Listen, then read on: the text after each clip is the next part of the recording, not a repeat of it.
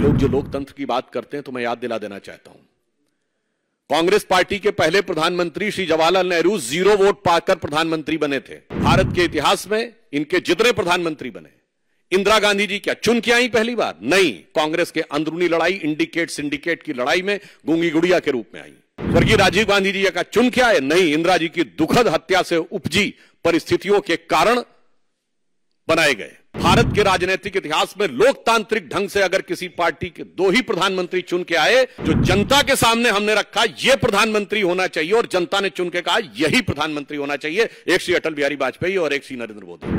भारतीय राजनीति में बहुत सारी चीजों का पटाक्षेप हो रहा है। राजवंशों की सत्ता 1947 में समाप्त हुई थी। अब लोकतंत्र का आवरण ओढ़े हुए जो लोकतांत्रिक राजवंश हैं, उनकी सत्ता को चुनौती मिल रही है और उनको लग रहा है कि आने वाले चुनावों के बाद उनका भविष्य क्या होगा। और यह मैं ऐसे ही नहीं कह रहा हूं, आप उत्तर से दक्षिण तक देखें तो 2019 के लोकसभा चुनावों में देश की प्रबुद्ध जनता ने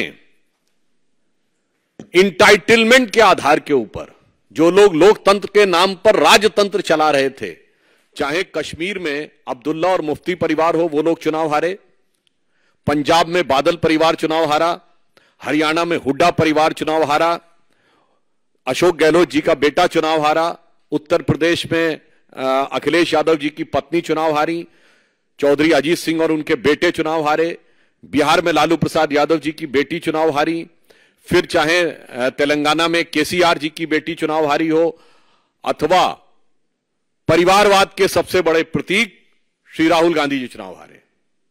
तो खड़गे जी, यह सत्य है। जो आपको डर लग रहा है कि इसके बाद ये लोकतांत्रिक राजवंशों के लिए चुनाव का भ्रम जनता के सामने रखकर राजनीति करना संभव नहीं हो पाएगा, क्योंकि अब भारत में वास्तविक लोक सत्ता का प्रादुर्भाव हो गया है। सो वॉट एवर श्री खड़गे जी saying, it is real meaning is that those dynastic politics under the garb of democracy, which is continuing, which has been totally discarded by voter in the last election, now seems towards an eclipse, and the true emergence of true democracy is there in the offing, जिसमें भारत के सभी युवा और सभी मतदाता, जो प्रधानमंत्री जी ने कहा है, भारत का गरीब, भारत का किसान, भारत की महिला और भारत का युवा अपनी शक्ति के साथ उभर कर सामने आ रहा है। वैसे ये लोग जो लोकतंत्र की बात करते हैं तो मैं याद दिला देना चाहता हूं, कांग्रेस पार्टी के पहले प्रधानमंत्री श्री जवाहरलाल नेहरू 0 वोट पाकर प्रधानमंत्री बने थे।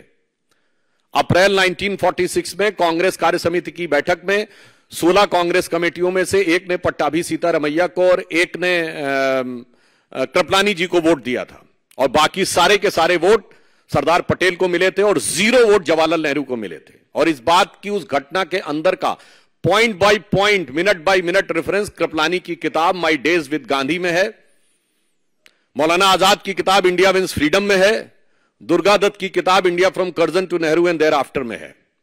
और जो अंतिम प्रधानमंत्री हुए, हो सकता है कि वो व्यवहारिक दृष्टि से कांग्रेस पार्टी के अंतिम ही प्रधानमंत्री भविष्य के लिए सिद्ध हों, doctor Manmohan Singh, the accidental prime minister, उनको कोट कर रहा हूं। प्रणब मुखर्जी जी की पुस्तक का विमोचन करते समय सोनिया गांधी जी की उपस्थिति में स्वयं डॉक्टर मनमोहन सिंह जी ने कहा कि जब मुझे प्रधानमंत्री बनने के लिए कहा गया तो मैं प्रणब दा के पास गया, मैंने कहा प्रणब दा आप मुझसे अधिक योग्य हैं।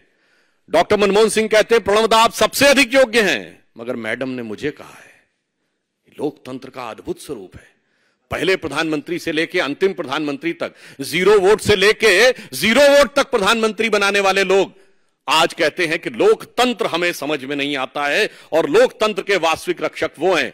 फिर मैं कह रहा हूं, भारत के इतिहास में इनके जितने प्रधानमंत्री बने, इंदिरा गांधी जी क्या चुन के आई पहली बार? नहीं, कांग्रेस के अंदरूनी लड़ाई, इंडिकेट सिंडिकेट की लड़ाई में गूंगी गुड़िया के रूप में आई। स्वर्गीय राजीव गांधी जी का चुन के आए? नहीं, इंदिरा जी की दुखद हत्या से उपजी परिस्थितियों के कारण बनाए गए। श्री पीवी नरसिम्हा राव कैसे बने सबको पता है, और डॉक्टर मनमोहन सिंह सबको पता है। तो भारत के राजनीतिक इतिहास में लोकतांत्रिक ढंग से अगर किसी पार्टी के 2 ही प्रधानमंत्री चुन के आए, जो जनता के सामने हमने रखा यह प्रधानमंत्री होना चाहिए और जनता ने चुन के कहा यही प्रधानमंत्री होना चाहिए, एक श्री अटल बिहारी वाजपेयी और एक Shri Narendra Modi. Subscribe to Midday India.